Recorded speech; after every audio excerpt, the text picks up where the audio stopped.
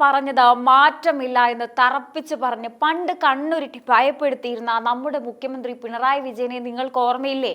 എന്നാൽ ഇപ്പോൾ കാണുന്നത് ആ പിണറായി വിജയനല്ല.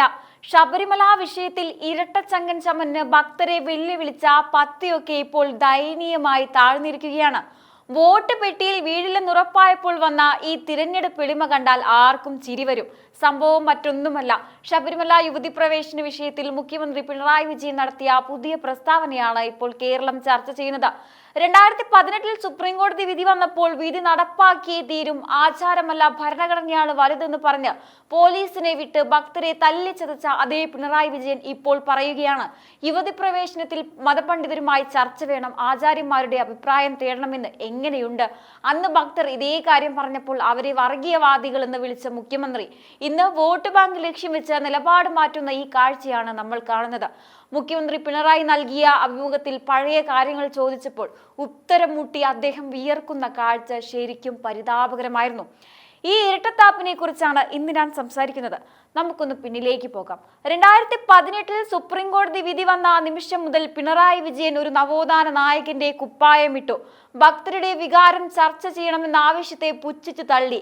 ഇരുട്ടിന്റെ മറവിൽ പോലീസ് വേഷത്തിലും മറ്റും യുവതികളെ സന്നിധാനത്തെത്തിക്കാൻ സർക്കാർ നേരിട്ട് നേതൃത്വം നൽകി. ശബരിമലയെ ഒരു യുദ്ധക്കളമാക്കി മാറ്റി. ഭക്തരെ വരെ പോലീസ് ബൂട്ടിട്ട് ചവിട്ടി. അന്ന് ചോദിച്ചവരോടൊക്കെ പറഞ്ഞത് കോടതി വിധി നടപ്പാക്കും, അതിൽ വിട്ടുവീഴ്ചയില്ല എന്നാണ്.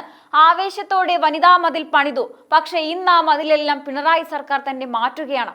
അപ്പോൾ നിങ്ങൾക്ക് എന്താണ് സംഭവം എന്ന് വ്യക്തമായില്ലേ?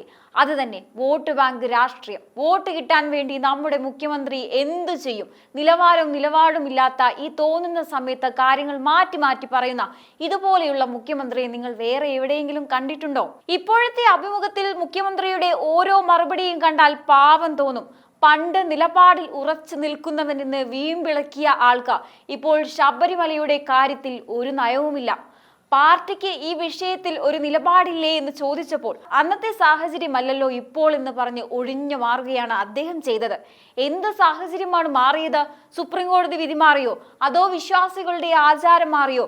മാറിയതൊന്നേയുള്ളൂ, പിണറായി വിജയന്റെ രാഷ്ട്രീയ സാഹചര്യം. വോട്ട് കിട്ടില്ല എന്ന പേടി വന്നപ്പോൾ നവോത്ഥാനം അതിൽ തകർന്നു വീണു. പണ്ട് ആചാരങ്ങൾ മാറ്റണമെന്ന് പറഞ്ഞ മുഖ്യമന്ത്രി ഇപ്പോൾ ആചാര്യന്മാരുടെ കാല് പിടിക്കാൻ തയ്യാറാകുന്നത് വെറും കാപട്യമാണ്. വിശ്വാസികളെ സ്നേഹിക്കുന്നു എന്ന് അഭിനയിക്കുമ്പോഴും ശബരിമല സമരകാലത്ത് സാധാരണക്കാരായ ഭക്തർക്കെതിരെ എടുത്ത ആയിരക്കണക്കിന് കേസുകൾ ഇപ്പോഴും പിൻവലിച്ചിട്ടില്ല എന്നതാണ് സത്യം. നാമജപ ഘോഷയാത്രയിൽ പങ്കെടുത്ത അമ്മമാർ മുതൽ സാധാരണക്കാരായ തൊഴിലാളികൾ വരെ ഇന്നും കോടതികൾ കയറിയിറങ്ങുകയാണ്.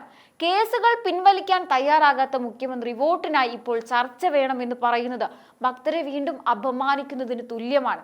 അന്ന് തല്ലാൻ ഉത്തരവിട്ട അതേ നാവുകൊണ്ട് ഇന്ന് സ്നേഹം പറയുന്നത് ആരെ ബോധിപ്പിക്കാനാണ്? ഇതൊരു ശുദ്ധമായ തിരഞ്ഞെടുപ്പ് നാടകം മാത്രമാണ്. ശബരിമല വിഷയം ഇടതുപക്ഷത്തിന് വലിയ തിരിച്ചടിയാകുമെന്ന് അദ്ദേഹത്തിന് കൃത്യമായി അറിയാം.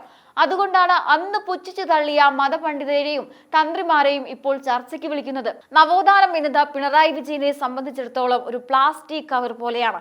ആവശ്യമുള്ളപ്പോൾ എടുത്തുപയോഗിക്കും. വോട്ട് കിട്ടില്ലെന്ന് കണ്ടാൽ അത് വലിച്ചെറിയും. സ്വന്തം വാക്കുകളിൽ ഉറച്ചു നിൽക്കാൻ കഴിയാത്ത ഒരാൾ എങ്ങനെയാണ് കേരളത്തിന്റെ മുഖ്യമന്ത്രിയായി തുടരുന്നതെന്ന് ജനം ചോദിക്കുകയാണ്. കോടതി എന്തും പറയട്ടെ, CPM-നും താങ്കൾക്കും നയമില്ലേ എന്ന് ചോദിച്ചപ്പോൾ കോടതിയും മയപ്പെട്ടോ അല്ലേ എന്ന് പറഞ്ഞ് നിലപാട് പറയാതെ പിണറായി തടി തപ്പി.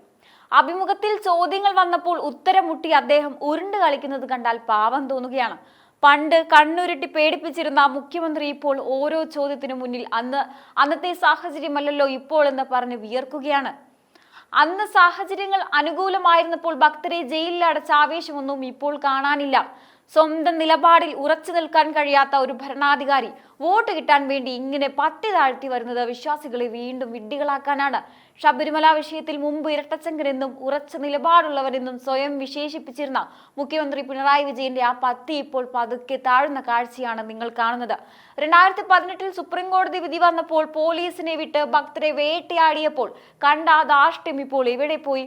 അന്ന് ആചാര സംരക്ഷണത്തിനായി തെരുവിലിറങ്ങിയ അമ്മമാരോടും വിശ്വാസികളോടും നിങ്ങൾ ചെയ്തത് എന്താണ്?